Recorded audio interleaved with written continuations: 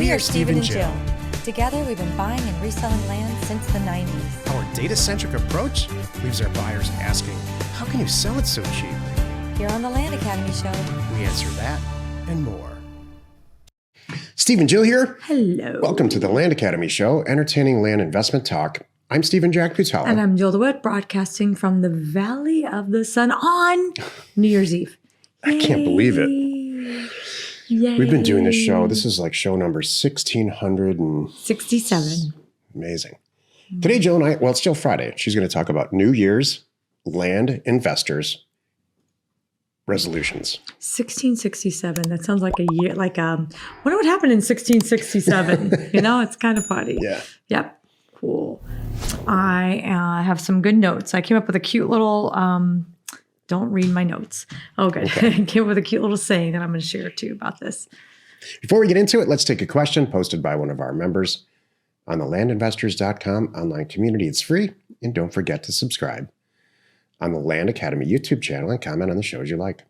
Jessica wrote, how do you find someone to put a for sale sign on the street for you? In my workflow, the photographer is long gone, and he lives a long way from the property anyway. Suggestions on how to find someone local, especially in a little town that doesn't have a Craigslist nearby? That's funny. That would be my first thought. There are some companies out there, though, like We Go Look. Does that still exist? There's a lot of people who had a lot of things to say about this. Okay. Yeah, We Go Look said. Okay, good. One person said they have, which I know you use all the time, is the Nextdoor app. Oh, that's true. Nextdoor. Oh, that's a good one. You can put in like the zip code and see who's there. You need to have them take a picture. You know what it looks like now, so you can ask them to take a picture of it, you know, and send it back to you with their sign on there. I don't know. I would even you could call a church. I mean, offer somebody $50. 20. You know, like the whoever the janitor is at the church or something like that. You can get on the phone and say, hey, I know this sounds. I might even call Home Depot and say, hey, you want those signs and a stick? I'll pay you $50 if you go buy it for me and put it and send me a picture. Any of that. Be like, all right. Sounds kind of weird, but okay. And then again, the drone. The best person to have them is pay the drone person who's going to do the drone shots. Yeah. $20 more. And here's a nice thing is, was this Jessica, I think? Yeah. This is the only time that you'll forget this. You only have to do that this one time because from now on, you'll remember every time to have the photographer do it ahead of time. So that's the positive thing here. But you got to put one on there. It does help, especially if there's a traffic area. Yeah. You know, it really does make a difference. Don't put a price on there. Never put a price. Because, you know, A, it changes, and B, you want them to call you. So it just needs to, be like a for sale, investor special, and your phone number. That's really all you need. When the little red sign on a stick doesn't need to be a fancy, broker billboard. The less fancy it is, the better. It's true. You want it to look like it's for sale by owner, and it's priced. A couple are good, by the way, too. And it's priced at fire sale price. Yeah. That's what you want. Today is Jill Friday. She's going to talk about New Year's land investors resolutions. This is the meat of the show. So it's New Year's Eve. And this is a time we're all thinking about next year. We're like, whew, we got through this year. Thank goodness, right? It's like, I can just kind of breathe right now. And these last couple of years, I'm not the first one to say this. I've been hard, right? And we're all like, I can't wait for next year to be different. I can't wait for next year to be better. So my first thought and point I want to make is, what do you want to get out of this next year? Like, what do you want to get out of this next year? I'll tell you what. I want to spend less time working on things that solely make money and more time on things that I just that I know people need and aren't necessarily as profitable. Interesting. I've spent my entire life. I mean, I'm not afraid to say I'm 55. I've spent my entire life focusing on money and accumulating wealth. And it's kind of, how much is enough? I understand. That's good. So I'm going to ask you, listener, what do you want to get out of it? Do you want to pay off your house? Do you want to quit your job? Do you want just to start working on that nest egg so you can breathe? I still love a long time ago, the member that came up with, they having their monthly expenses. I thought this was such a good way to gauge wealth. Like, I have 3 years of expenses in the bank. I have 4 years of expenses in the bank. I mean, that's kind of neat for to say that. And it doesn't even need to be, it's usually not that much. You're just starting out. Maybe it's 6 months in the bank. Yeah. Like, I just know if it all goes sideways, I got 6 months to figure it out. Maybe that's your goal. So whatever it is, you need to have that first. Yeah, I want you to have a goal first. It makes everything easier. Absolutely. If you just say, I want to be rich, that's dumb. It's like, oh yeah, great. Everybody wants that. But you need to have a tangible goal, or you don't know what you're working for and you can't gauge it. So once you have that goal, I want you to take a step back and make it kind of reasonable. I want to have my house paid off. Okay, I get that. What's reasonable here? Is it 2 years? Is it 5 years? Is it 10 years? Maybe you've got a brand new 30-year mortgage and have it paid off in 10 years is a good goal. I don't think that's nuts.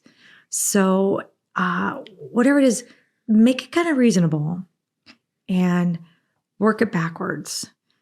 You know, and that could apply to anything, right? We talk about business naturally. We gravitate towards that, but it could really be anything. Do you want to add to this? I've never done anything in my life without a plan. Mm-hmm. And usually it involves a budget and deadlines and calendar events and all kinds of stuff. So it comes naturally to you, and it doesn't to everybody. Yeah. Until I met you, honestly, I didn't have really tangible goals. My goals, you know what my goals were used to be? Well, because I was young and stupid anyway, but not young and stupid, but young. You were never young and stupid like that. I was young once. I know. I know you were. Give me that one. I was there for part of it. Okay. Thanks. Part of it. Thanks a lot. You're not anymore. Thanks a lot. But no, you know what my goals used to be? Like, I had trips and things in mind. But you know what? For me, that was a big deal. I really wanted to be able to afford to take X trip. And I did. And that was cool. So once you set these reasonable goals, and you have a plan, you know, what's it going to take? How much harder am I going to have to work? What do I have to change? Then I want you to, I know it's kind of going back to Monday, but you got to take action. That's the next thing. You have to dive in. I don't care if it's on New Year's Day or the first day back to work. We can do it on that Monday.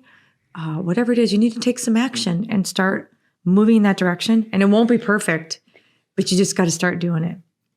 And then my third point is I came up with a little saying. I have three words. What? You have a little saying? I did have a little saying. I have 3 F's. Forgive, forget, and forge forward. Well, so it's did you make 4 that up F's. on your own? I did just now. Wow, Jill. Isn't that great? I love it. So, because we all fall down. Oh, come on. I don't care who you are, what your goal is. You're going to fall down. There's going to be some day you don't feel good. Your wife talks you into something. You take a trip. You're just in a blah. I don't care if it's a diet or money or business. You just don't sell what you needed to sell that month. So flippin' what? Yep. So you got to forgive yourself. You know? You got to plan for that. Yeah. You have to plan for failure and what you're going to do. So forgive yourself. Don't be so hard on yourself. Forget it. Don't beat yourself up. I'm famous for that. That's one of the things that I had to learn as an adult to stop it, is beating myself up. Yeah, you used to do that. I used to do it a lot. You're so much better about that. Now I beat you up. Just kidding. It's so much healthier for me.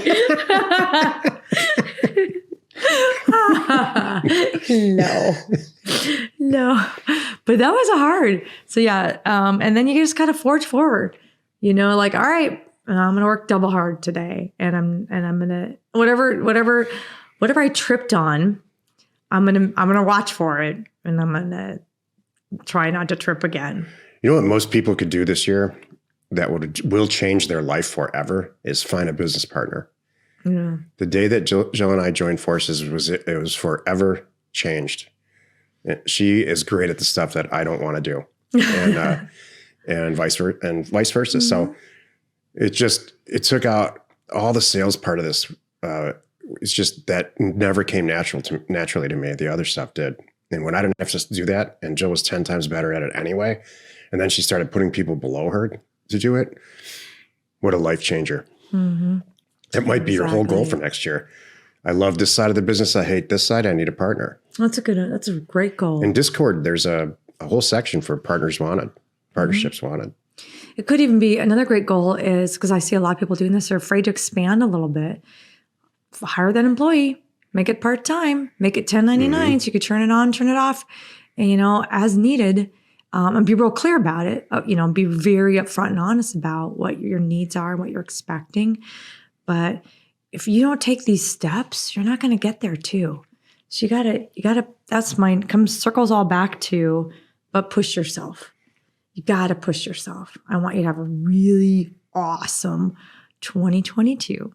And we're going to be right here with you. We are not going anywhere. Yep. I think you know that by now. Exactly. You turn us off, but we keep coming back. If you need access to any sort of ownership or property details, including owner phone numbers and FEMA flood map overlays, please check out parcelfact.com or neighborscoop.com. Created by investors, that's us, for investors like you. Happy you could join us today. 5 days a week, you can find us here on the Land Academy Show. Join us next week for another interesting episode. You are not alone in your real estate ambition. This is it. This is the end of 2021. Do you know what's happening tomorrow? I am so excited. Let me tell you why I'm excited. 2021, I did not get my New Year's Day Rose Parade, everyone. Oh, Jill. I know. I grew up in Orange County, and we used to get to go to the parade. We had friends that lived in Pasadena. We would get up really early in the morning. We'd still be asleep. We had the station wagon back then. So my brother and I, in the back of the station wagon, had pillows and sleeping bags. And it was really early in the morning that we'd be cruising, because the parade starts at 8. And so 6 a.m. or earlier, we're in the car driving from Garden Grove to Pasadena to Ken and Maureen's house. This was the coolest thing, and their daughter Mara. And we would spend all day New Year's Day with them. And what would happen in the morning is the dads would all take the kids to go see the Rose Parade. So I'd be on my dad's shoulders. We get to go see the Rose Parade. It was so much fun. And then we'd go back, and the moms by then would be tipsy because they're drinking mimosas all morning. Mm-hmm. But they would have prepared a feast for us. So we would feast. And then the dads would all go to the Rose Bowl to see the football game, which was, often a Michigan game. Yeah, the dads would go to the game. This year, there's no Michigan team in there. Sorry. But I'm sure. Did they announce a bowl game? Oh, yeah. It's Ohio. Shoot, I don't. But all the bowls? Yeah. It's all spelled out. Know that. Yeah. It's okay, honey. You had me. Anyway, the dads would all go to the football game, and the kids would go ice skating or something like that. It was fun. But anyway, so I still love the Rose Parade. So I get up and do my own version of this. So I get up, I make my own little feast for all of us.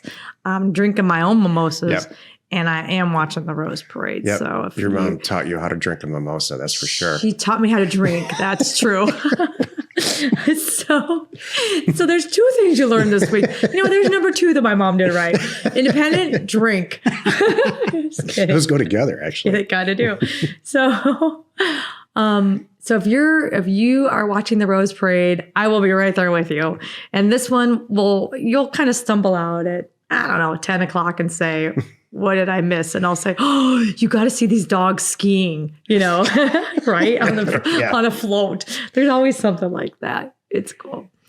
So I hope you have a great, and safe and fun evening tonight, and a awesome morning with your family. And we're excited for 2022 with you. And thank you for tuning in. We hope you find this all valuable, and we really do appreciate your support. If you haven't already, please check out our YouTube channel. Hit the subscribe button. We're Steve and Jill. Information and inspiration to buy undervalued property. Have a great new year. We hope you find our content valuable, and we appreciate your support. If you have not already, please check out our channel and hit the subscribe button. And your comments and suggestions help us to create the content you're here for. Hitting the like button helps to support our channel's algorithm and gauge your interest for future shows.